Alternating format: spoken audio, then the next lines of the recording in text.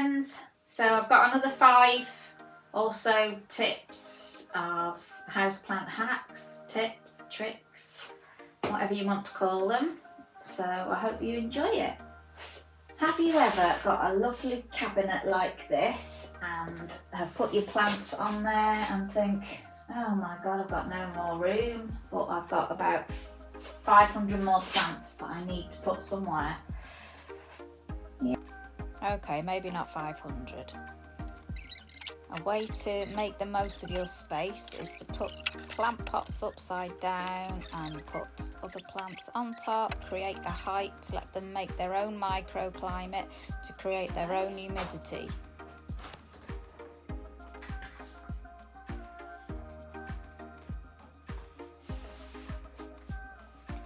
If it's too cold for you, it'll be too cold for your plants. Make sure you've got some water at room temperature. Plants will go into shock if they're too cold and they can die. If your plant's leaning like this one, it's just wants more light. So rotate it regularly and it'll put a stop to it.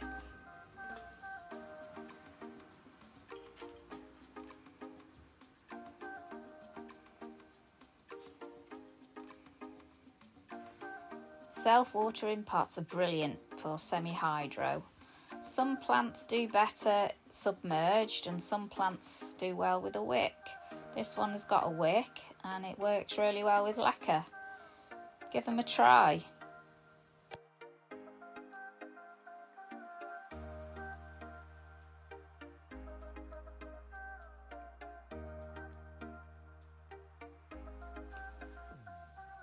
If you make your own self-watering pots, if you can get hold of some of these indicators, I think these were eBay.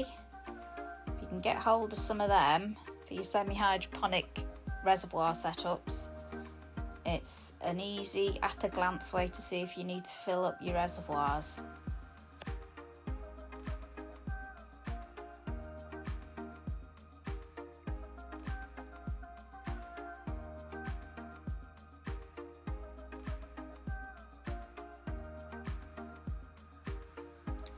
The trouble with self-watering pots that are clear at the bottom is they're prone to algae. To eliminate the algae, eliminate the light. One cheap, quick way is by putting duct tape around it. Make sure you leave a little window so that you can still see the water level without getting in a mess trying to check it. Hands up who likes fungus gnats, said no one ever. We all hate them, so we need to get rid of them at all costs. When you've tried everything else, but you still need to get rid of those remaining adults, this is the way to catch them. They're just sticky traps, like the old-fashioned fly papers. You stick them in your pots. They're attracted to the yellow, like stupid idiots. They'll fly onto that and stick there forevermore. The moisture meter. This is your best friend. All you need to do is push it into the soil, push it right down to the bottom, and it will tell you how much moisture your soil is retaining. Quite easy really. All you've got to do is water it when it's on dry. You can't really go wrong.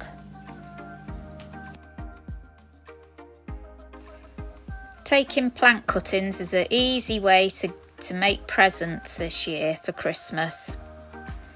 Just snip off a stem with a few leaves on it.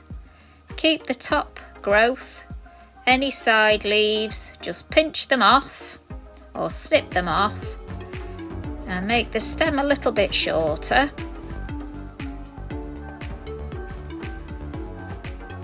And then all you need to do, once you've pinched all the bottom leaves off, is just put it in some rainwater. Rainwater's best for plants because some plants don't like the additives in tap water. So it's easier if you can collect some rainwater and use that with your plants. And it really is that easy. Tradescantia are the best plants to do this with because they're the fastest to grow. Oh, look at my beautiful pot. Oh, my maidenhair fern is gonna look so lovely spilling out over the edge in this pot. It will. Oh my God, that looks ridiculous. What am I gonna do? Idea. If you lay the plant pots in the bottom of your massive pot, it will fill a space. You can either put compost on top of those pots and fill in the space that way, or just put it on top. If you're going to use compost directly in the pot, don't forget to drill some holes in the bottom of your pot.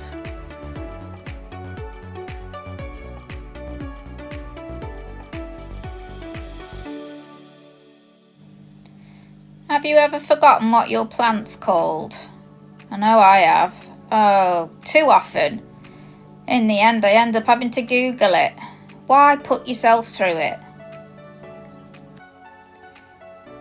Try using an old plant pot. Just cut strips of plastic. Cut them to a little arrow on the end. And voila, you've got yourself a little plant tag. And you can use as many strips as you like, and I'm sure if you're anything like me, you've got hundreds of little pots hanging around everywhere. You may as well reuse, recycle and all that.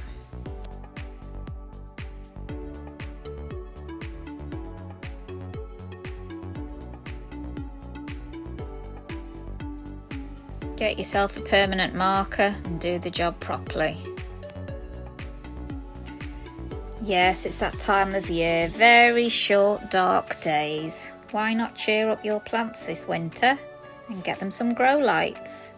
You never know, it might even stop them going dormant. You might be able to keep green this winter.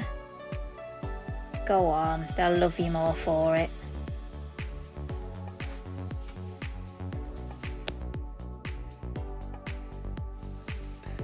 Hands up if you've ever done this dance.